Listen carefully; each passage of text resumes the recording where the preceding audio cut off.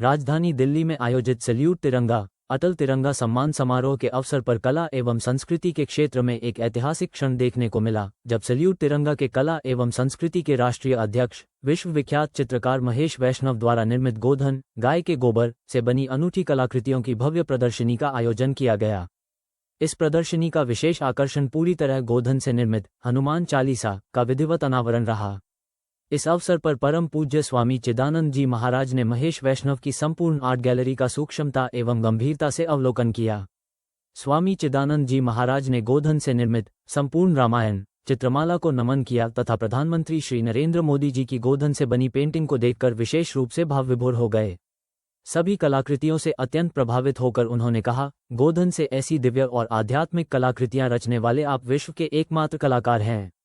मैं चाहता हूं कि ये पेंटिंग्स परमार्थ आश्रम के लिए भी बनाई जाएं। इस अवसर पर लोकप्रिय सांसद एवं कलाकार मनोज तिवारी ने भी महेश वैष्णव की कला की प्रशंसा करते हुए उन्हें भारत की सांस्कृतिक धरोहर बताया और उनके उज्ज्वल भविष्य की कामना की।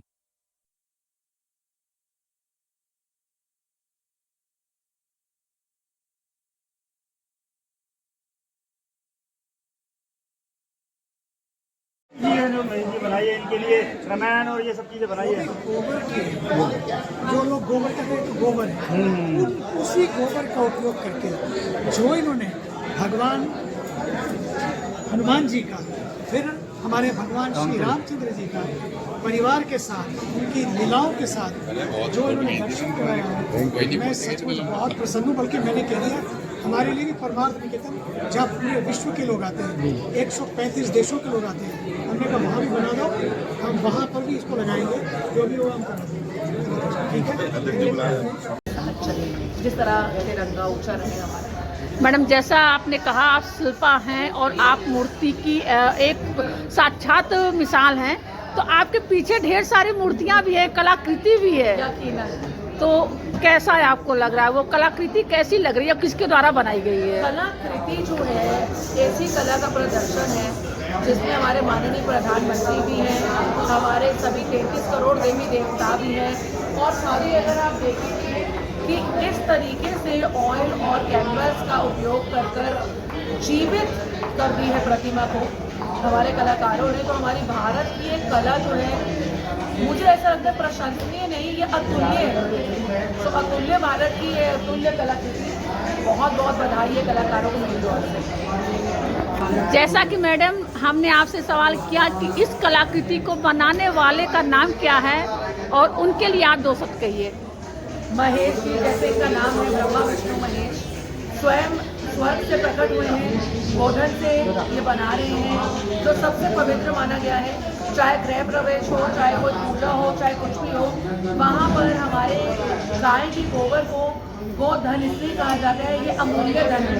और इस अमूल्य धन की अमूल्य कलाकृति महेश जी के कर कमलों द्वारा यहाँ पे बनाई गई है।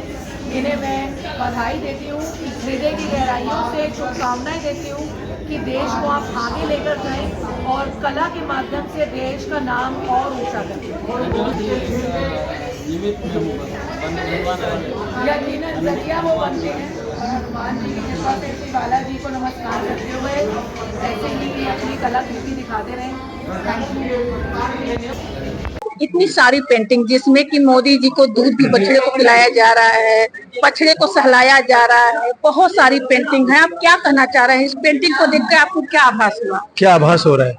सबसे पहले तो कोई भी चीज हम आंखों से देखते हैं, हमारी आंखों से कोई भी चीज हम जब देखते हैं तो सबसे पहला तो आपको एक एहसास क्या होता है कि उसको देखने पर आपको एक सुखद मतलब अनुभव की महसूस, अंदर से मन को प्रसन्नता हो। तो सबसे पहला तो भाव यही आता है कि किसी भी चीज को देखने से, जैसे ये तस्वीरें मैंने देखी तो मेरे मन में भाव एक अच्छा भाव उत्पन्न हुआ। और जहां तक मैं खुद एक ऐसे राष्ट्रभक्त का मैं खुद भक्त हूं, तो मुझे ये देखकर तो और भी प्रसन्नता हुई। और पेशे से मैं भी एक कलाकार हूं, रंगमंच और फिल्म अभिनेता हूं और साथ में फाइन आर्ट्स का स्टूडेंट भी, तो फिर और भी मुझे जिज्ञासा हुई। मैं भेंट करूंगा, अभी नाम देखा जैसे मैंने वैष्णव साहब का, बहुत अच्छा लगा मुझे। और इस तरह की कार्यक्रम में ये चीजें होना अपने आप में एक अपनी सनातन संस्कृति से जोड़ना जो बहुत सुखद है, बहुत अच्छा लगा। धन्यवाद। महेश वैष्णव जी, ऐसे तो आप बहुत ही प्रख्यात हो गए हैं, नेशनल न सही नेशनल ही नहीं इंटरनेशनल तौर पे आप अवार्ड पा चुके हैं और आपके जो कलाकृति है इसकी लोग तारीफ करते नहीं थकते। आप क्या कहना चाहेंगे? फिर से बोलना है। मैं सैल्यूट तिरंगा का राष्ट्रीय कला और संस्कृति का अध्यक्ष हूँ और राजेश झा जी ने मुझे मौका दिया कि मेरा आर्ट जन जन तक पहुँचे, तो इसलिए मैं सारी कुछ पेंटिंग लेके आया हूँ एग्जीबिशन के लिए। और ये मोदी जी की पेंटिंग है, आज ये संपूर्ण रामायण जी की पेंटिंग बनी है, साथ में हनुमान चालीसा भी बनी है। तो हनुमान चालीसा और संपूर्ण रामायण जी की पेंटिंग का अनावरण आज चिदानंद जी महाराज जी के हाथ से होना है। आज मेरे लिए बहुत गर्व का पल है कि इस तरह से भगवान ने मुझे इस लायक बनाया और निमित्त बनाया है। तो मतलब किस मुंह से मैं भगवान के लिए भी बोलूं कि भगवान को शुक्रिया तो अदा नहीं किया जा सकता, क्योंकि बनवाई वही रहे, पर फिर भी उनकी प्रेरणा और कृपा के लिए दिल बहुत गदगद है और काफी मतलब कभी कभी भावुकता भी हो जाती है कि इस तरह से भगवान की कितनी बड़ी कृपा है मेरे को। सर ऐसे तो अवार्ड बहुत सारे आपने पाए हैं, लेकिन आपको ऐसा कौन सा अवार्ड अपने दिल को छू गया कि हाँ आज हमारा सार्थक हो गया ये कलाकृति? नहीं देखो, कलाकार अगर रुक जाए तो फिर रुक ही जाता है। मेरी अभी मंजिल पूरी नहीं हुई है, मुझे बहुत काम करना है, आखिरी सांस तक जीवन के काम करना है। अवार्ड मेरे लिए महत्वपूर्ण नहीं है, भगवान की कृपा से जो मैं बना रहा हूँ वो ज्यादा महत्वपूर्ण है। भगवान ने इस लायक मुझे बनाया है कि मैं उनका चित्र बना पा रहा हूँ। मैं सही सलामत भगवान ने मुझे रखा और उनके उस विचार को जो आस्था मेरे अंदर जगई है तो वो मेरे लिए बड़ी है। तो वो मैं हमेशा भगवान की कृपा का महसूस करता हूँ। सर हमने सुना है, सूत्रों के अनुसार हमें पता चला है आप पद्म भूषण की श्रेणी में भी आए हुए हैं। कई लोगों ने हमसे ये कह रखा है, आप क्या कहना चाहेंगे इस पे? पद्मश्री के लिए मैंने पिछले साल भी ट्राई किया था और अभी भी मैंने भर रखा है फॉर्म। प्रभु की इच्छा हुई, भगवान की कृपा हुई तो पद्मश्री मिलेगा तो और दूने उत्साह के साथ करूंगा पेंटिंग का काम। बाकी मिले तो उनकी इच्छा, नहीं मिले तो उनकी इच्छा, बस ये आस्था प्रेम जगाए रखे भगवान, बस यही भगवान से मेरी विनती है। सर आपके सफलता के पीछे मैडम जो है आपकी, इनका कितना श्रेय है? मैडम से हम जानकारी लेंगे। मैडम आप बताइए।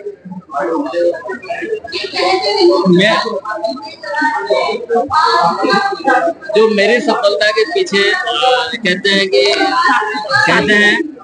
हैं कि अगर जैसे बीबी सही हो, बीबी का सपोर्ट पूरा हो तो एक इंसान बहुत आगे जाता है और मेहनत करता है। तो मेरी सफलता के पीछे पूरा श्रेय मेरी वाइफ को, अर्धाग्नि को जाता है, जो मेरी जीवन संगिनी है। और इनका भगवान के प्रति जो आस्था है वही मुझे मार्ग प्रशस्त करती है, क्योंकि ये भजन कीर्तन करते हैं, अपना भजन के दिन रात मतलब लगी ही रहती है। तो मैं इनसे यही अनुरोध करूंगा कि 2 लाइन भजन की गुनगुनाएं। बहुत बढ़िया, जैसा कि सर ने बोला 2 लाइन भजन की सुनाइए, क्योंकि आपकी ये अध्यात्म जो है इनको इस ऊंचाई तक ले आई है। आप 2 लाइन भजन सुनाइए। मेरे तन में है राम, मेरे मन में है राम, रोम रोम में समाया मेरा राम रे, मेरी सांसों में तेरा ही नाम है, मेरी सांसों में तेरा ही नाम है।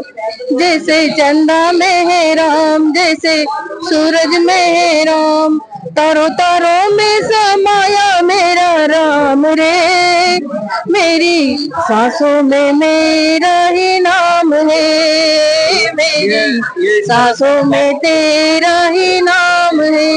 बोलो जय श्री राम। तो ये देखो, जो एक तरफ से आग नहीं लगी हुई, दोनों तरफ से लगी हुई है।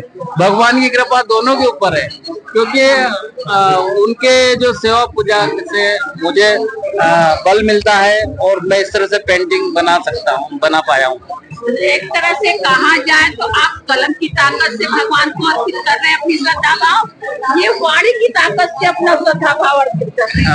जी, तो बस अब ऐसे ही जिंदगी कटती रहे, इसी तरह से भगवान अलग अलग आयाम रचने की, अलग अलग पेंटिंग बनाने की शक्ति दे, बस यही भगवान से प्रार्थना है। और गौ माता का जो प्रचार प्रसार है पूरा यूथ में फैले, पूरा महिमा पूरे वर्ल्ड में फैले, इसलिए मैं ये पेंटिंग का कार्य कर रहा हूँ।